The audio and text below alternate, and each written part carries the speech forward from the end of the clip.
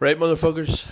A full review on Thailand as requested from you all. So, the Thailand experience was 2 weeks for me and the boys, which, to be honest, we didn't think was long enough. But it was all good nonetheless. So, what we did was we flew out on the 15th, we landed in Thailand on the 16th, and the first place obviously we went to was Bangkok.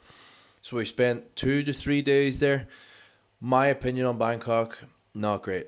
Definitely, the amount of people I've said this to now since I've actually been out there is, as soon as you land in Bangkok, get the fuck out of that place. I just didn't enjoy it. Very dirty, very grimy. Just it's a massive, massive city. That's the one thing I will say. It is a huge city, but it's like you can tell it's like a stricken city essentially. It's not like if you were to go to like a European city or anything like that. There, it's completely different to that. So didn't really like my experience there. I'm not gonna lie to you. Now that is the place where I did eat the scorpion. So I think it's Koh Sang Road. I think they call it, which is like the main party strip. A couple, what was it, a couple? No, one really good night out there. But overall, my recommendations or my thoughts on Thailand and Bangkok specifically, not great, not great. So from Bangkok, we flew up to Chiang Mai. So we went back to Bangkok airport, flew up there to Chiang Mai, and spent again 2 or 3 days there. Definitely better. So from Bangkok onwards, I thought the trip got a lot better. The trip got a lot better. So up there we did the elephant sanctuary, which I thought was unbelievable. One of these very ethical elephant sanctuaries, to be fair, because we did hear reports of like elephant sanctuaries being out there where you can wash them and feed them and do all this stuff to them, where apparently you're not meant to. Apparently, if it's an actual proper ethical elephant sanctuary, you shouldn't be allowed to touch them effectively. So we weren't allowed to touch these elephants. They were literally walking right beside us, but we still weren't allowed to touch them. So unbelievable experience, like seeing they actually rescued elephants. One of them was actually rescued from a circus. And I actually tried to take my hat off, believe it or not. So this elephant was taught from a young age to take people's hat off, put it back on their head, and then tap them on the head. And it tried to do that to me. It did it. It did do it to one of the other boys, I think. And I actually seen the elephant do it. It wasn't trying to hurt us or anything, but that was a surreal experience nonetheless. So that was one of the days. One of the days, the only thing I would say is we got absolutely flooded, and I was walking through the streets of Chiang Mai with the water up to my knees. It was madness, absolutely pandemonium. That was nothing I ever seen before. But at the same time, in Chiang Mai, they must be used to that because literally the following day, not even 12 hours later, everything was back to normal. So I believe that's probably the norm for them. So if you're looking for like a hot climate, like sunny all the time, no rain, Chiang Mai is not the place to go to. I feel like their climate up there is more rainforesty. To be honest, there's a lot of forest around there when you go up north. So from there we flew back to back to Bangkok, and then from Bangkok we flew to Koh Samui. Koh Samui was probably the one place, and this before I even went to Thailand, this was the one place I heard very very good reviews about, and I actually knew people that were living there, and they said it is a very very good place to live, and I probably agree with that. Out of all the places that we did visit, Koh Samui is probably the one place that you could actually probably see yourself living.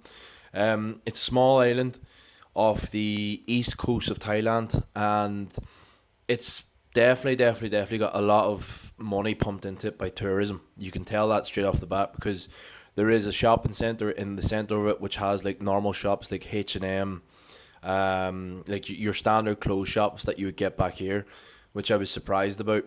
Because I hadn't seen that anywhere else. I hadn't even seen that in Bangkok. Obviously, I didn't see all of Bangkok, and all that stuff probably was there, but I just didn't see it. So Koh Samui, definitely another beautiful island. So when we were there, actually, we went to Pig Island, and we did like a tour of that island, and then came back, and we went out a couple of times as well. Had very very good crack. We went to this like beach club called the Ark Bar. Very very good crack there. Massive beach club, to be fair. Lots of fire shows out there. Very, very nice place to be. Not gonna lie to you. Very, very nice place to be. Just a nice chilled vibe, and could definitely see if there was one place I had to pick to live.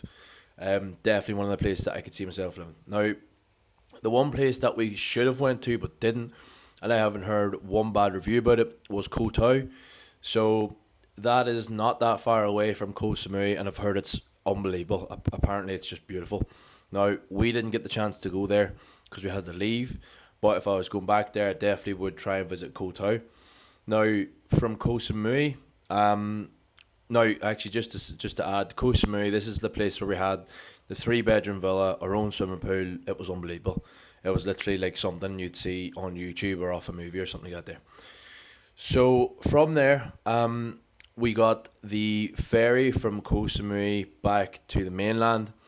So that was maybe 2 hours, something along them lines. Then we got a bus, it's basically like a private bus across the mainland. So from the east of the mainland right through to the west of the mainland. And we were meant to get a ferry that day to Phi Phi Islands because Phi Phi Islands is on the west of the mainland. So it was a long day. It was about 6 hours traveling all in. And we were meant to get a ferry at the end of the day, but there was a storm. So we had to settle ourselves in. It was near Phuket, but it wasn't Phuket. I think it was called Ao Nang. So we stayed there for one night, just booked a hotel. Just booked a hotel there for one night.